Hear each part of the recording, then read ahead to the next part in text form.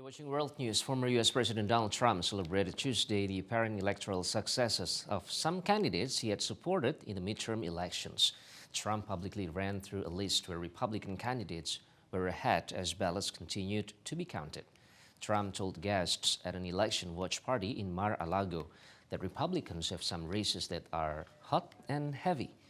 But Democrats easily repelled Republicans backed by Trump in several left-leaning states, while tougher tests that could decide control of Congress and the future of Joe Biden's presidency awaited in more competitive territory. Despite their liberal history, states like Massachusetts, Maryland, and Illinois have elected moderate Republican governors in the past. But the Republicans this year appeared to be too conservative in these states, handing Democrats easy victories in midterm elections that could otherwise prove difficult for the party. Republicans are betting that messaging focused on the economy, gas prices, and crime will resonate with voters at a time of soaring inflation and rising violence.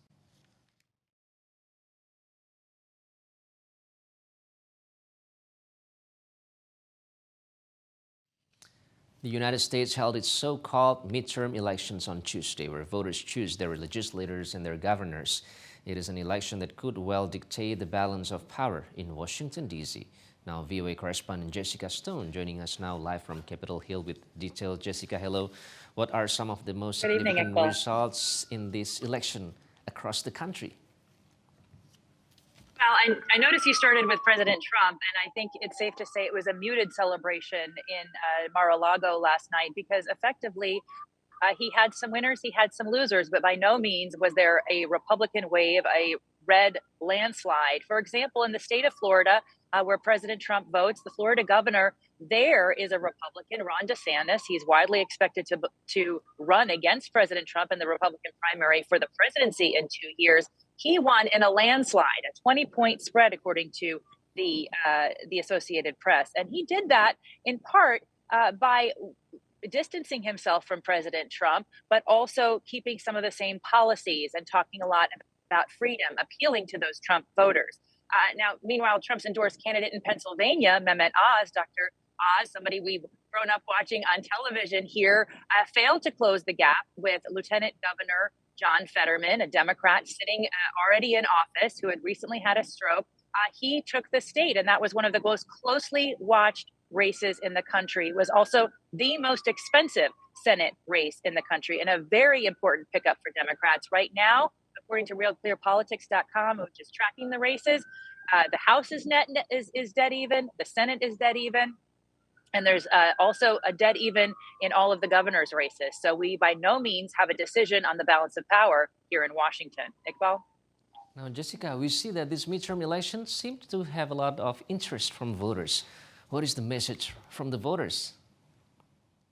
Well, at this point, because we don't have all of the results, I think one of the messages we can draw from the results thus far is that voters did not give a mandate to either party. We often see landslides in a midterm election, which reins in the sitting president. We did not see that so far. And so as we look for the results to Georgia, to Nevada and Arizona and those Senate races, which now could determine the balance of power in Senate, we will continue to ask the question, is there a mandate here?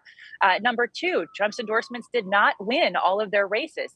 His endorsement won in Ohio, but as I said earlier, he did not win in Pennsylvania. And finally, on abortion rights, we did see a resounding message from American voters. In 3 states where abortion rights were on the ballot, California, Vermont, and Michigan, those voters overwhelmingly enshrined abortion rights into their state constitutions. It did just fail this morning in Kentucky, but I think 3-1 at this point shows us that there is support, and according to the polls, there is support. 60% of Americans support abortion rights. So if the federal government will not protect them after the U.S. Supreme Court overturned a 50-year precedent protecting abortion rights over the summer, then these voters are telling leaders that they will do it at the state level. Iqbal? Jessica Stone, thank you. It's interesting to see what's coming up next. Jessica Stone reporting from Capitol Hill, Washington, D.C.